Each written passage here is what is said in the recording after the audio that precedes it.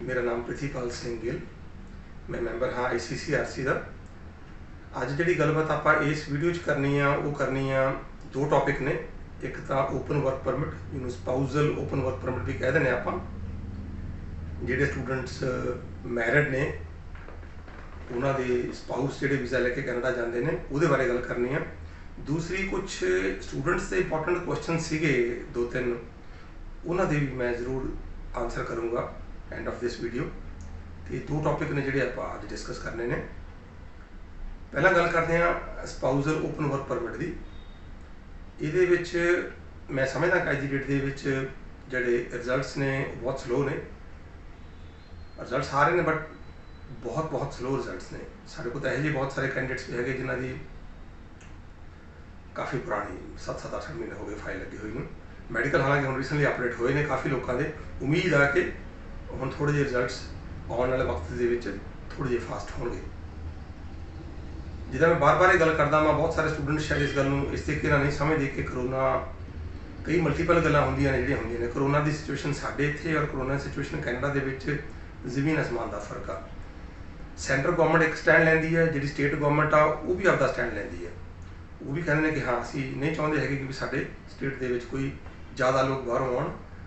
वो भी फिर इमीग्रेशन रिक्वेस्ट करके उत्थे भी जी फाइल प्रोसैस आ काफ़ी हद तक स्लो हो जाता वा। तो ये दो तरह के लोग आम तौर पर ओपन वर्क परमिट के आते हैं। स्पाउस ओपन वर्क परमिट एक तो जोड़े स्टूडेंट्स मैरिड ने और कैनेडा पढ़ रहे हैं या जिन्होंने इतों ऑनलाइन पढ़ाई शुरू की आपकी स्टूडेंट्स। दूजे ऑलरेडी जोड़े कैंडीडेट्स वर्क परमिट से कैनेडा है और उनका स्पाउस पिछे इंडिया बैठा वा, वो भी स्पाउजल ओपन वर्क परमिट की एप्लीकेशन ला सकते हैं। तो दोनों तरह के कैंडीडेट एलिजिबल ने एप्लीकेशन लाने। बहुत तरह की टैक्नीकलिटीज़ इनवॉल्व होंगे ने फाइल्स के। बहुत तरह के रिफ्यूजल आते हैं। साड़ी सक्सैस रेट बहुत चंगी है इन कंपैरिजन अबव 90%। और साढ़े को रिफ्यूज केसिस बहुत आते हैं जिन्हें असी बहुत सक्सैसफुली वीज़ा लेने। इतने आके कई बार लोग मेरे को एक्सपैक्ट करते हैं कि मैं ये कहा कि गरंटेड आ। देखो एक प्रोफैशनल बंदा कभी भी यही गल्लां नहीं करता होंदा। जोड़ा एक तुरया फिरदा कंसलटेंट करता वा, जो यूट्यूब पर लोग बहुत गरंटियां दे जाते हैं हर तरह दियाँ, वो गल असीं प्रोफैशनल लोग नहीं करते कदे भी। तुसीं कई बार इस चीज़ को नैगेटिव च लै जाते हो, पर समझा करो साडा काम करे का तरीका और उन्होंने काम करे का तरीका ज़मीन और आसमान का फर्क आ। ये गल्लां सिर्फ तुहानूं कल्ला वर्क परमिट लिए नहीं, जब तुसीं अगे PR लिए जाना वा बहुत सारे यहो जिहे काम कर दिते जाते हैं कंसलटेंट वालों कि उत्थे जाके तुहानूं बहुत सारिया मुसीबतां तुसीं फस जाते हो। जो इन्फॉर्मेशन तुहाडी एक बार इमीग्रेशन को चली गई वो इन्फॉर्मेशन दोबारा चेंज नहीं होंदी। एक प्रोफैशनल बंदा किया है काम और एक आम बंदा किए काम में बहुत फर्क होता वा। मैं खुद कैनेडियन इमीग्रेशन लॉ क्वालीफाइड हाँ, लाइसेंस नाम है कैनेडियन गवर्नमेंट तो, कैनेडियन इमीग्रेशन तो। असी बहुत सालों तो ये काम कर रहे हैं और अपने काम को बहुत चंगी तरह समझते हैं। मैं किसी भी तरह की फाइल क्यों ना हो, मैं जब तक उसे आप काम ना करा एंड के मैं कभी भी फाइल को पुट अप नहीं करता, चाहे असी किन्ने भी बिजी क्यों ना होइए, किन्ने भी और किसी तरह की फाइल क्यों ना। बहुत शिद्दत ना, बहुत मेहनत ना, बहुत ईमानदारी आपदा समझ के कि मेरा काम आ। यही रीजन है कि साड़ी success in comparison to other लोगों नालों बहुत ज़्यादा है। तुसीं आम मैनू सिर्फ इसे चैनल पर देखते हो, बाकी कंसलटेंट तो रोज़ ही किसी ना किसी चैनल पर बैठे होंगे ने। यहो जे लोग भी है जो दिन 3-3 बार 4-4 बार एक चैनल पर आते हैं। फिर तुसीं आप ही अंदाज़ा लगाओ कि वो काम किदां करनगे। पॉसीबल नहीं होंदा हैगा। जब तुसीं इन्ना लंबा वक्फा तुहाडा इन्हां कामां च निकल जाता वा, तुसीं ऑफिस के विच टाइम तुहाडे कोल नहीं होंदा 8-9 घंटे, तुसीं फिर वो वक्त नहीं दे पाते है। झूठ कहा जाता वा कि असीं काम करते हैं, वही रीजन है कि बहुत तरह दी गलतियां और मिसटेक्स होंदियां ने जिहड़ियां असीं नहीं करते। मेरी एक कमिटमेंट है हर जिहड़ा मेरा क्लाइंट आउंदा वा कि असीं बड़ी शिद्दत नाल बड़ी ईमानदारी नाल काम करते हैं और बहुत सोच समझ के तुहाडा जिहड़ा केस असीं वो फड़दे हैं।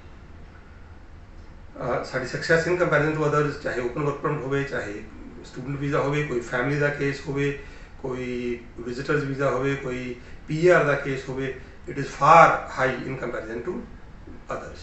ठीक है ना। हुण इत्थे क्वेश्चन होर भी जिहड़ा आम लोग पूछते हैं कि अज की डेट के की ओपन वर्क परमिट की फाइल लगानी चाहिए है जिथे इन्ना डिले है रिजल्ट्स का। देखो फाइल का एक वक्त है जो तुहानूं लगानी पैनी है। इत्थे हुण 1 साल के स्टूडेंट की तो बहुत ट्रिकी सिचुएशन है क्योंकि सिर्फ 2 समैसटर ही होंगे ने, उन तो फाइल बहुत जल्दी लगानी पैंदी है। 2 साल वाले स्टूडेंट भी बहुत डिले नहीं तुसीं कर सकते है। अगर तुसीं बहुत डिले करते हो फिर जी उत्थे रिफ्यूजल आने के चांस ऑटोमैटिक ही बन जाते हैं।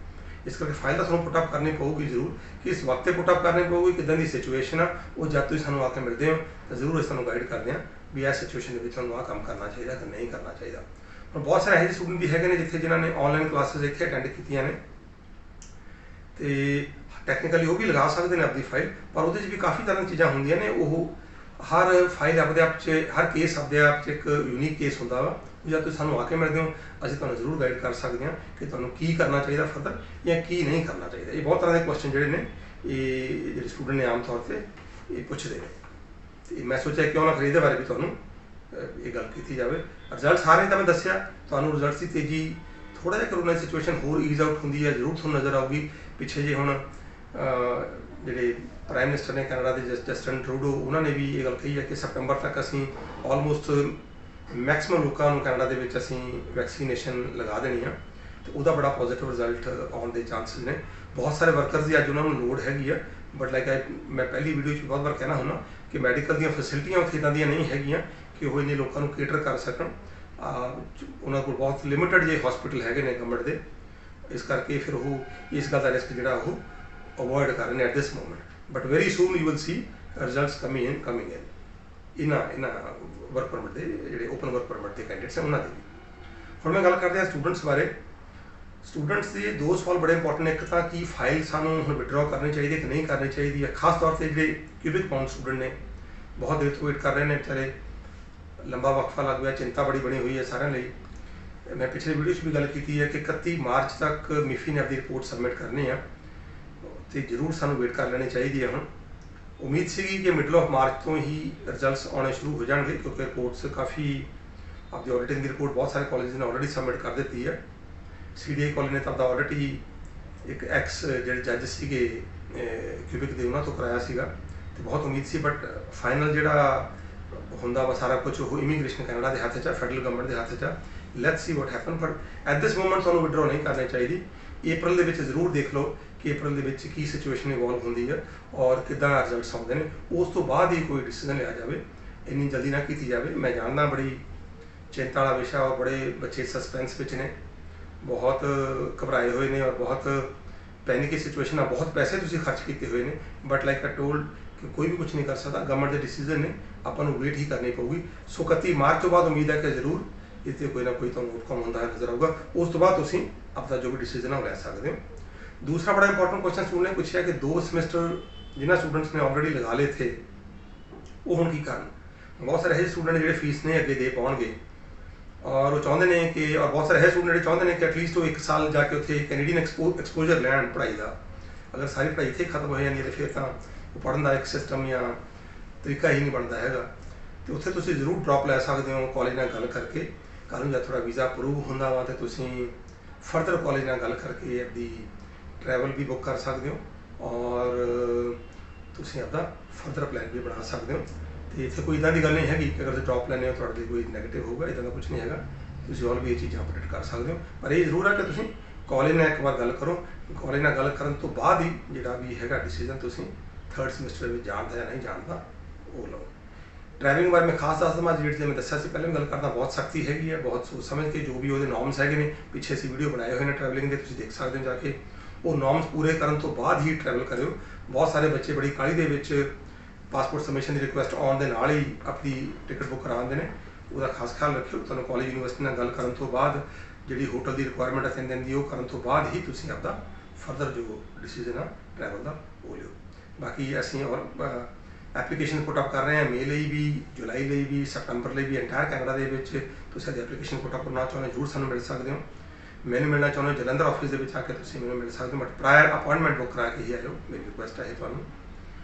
और जाने तो पहले मैं जरूर कहूँगा कि साडा फेसबुक पेज भी लाइक करो और साडा जो यूट्यूब का चैनल है इनू जरूर तुसीं सबसक्राइब करो। आने वाले वक्त में भी बहुत तरह की इन्फॉर्मेशन इस तुहानूं रेगुलर बेसिस पर अपडेट करते रहांगे। आई होप इन्फॉर्मेशन बहुत सारे यूजफुल होगी। थैंक यू सत श्री अकाल सारिआं नूं।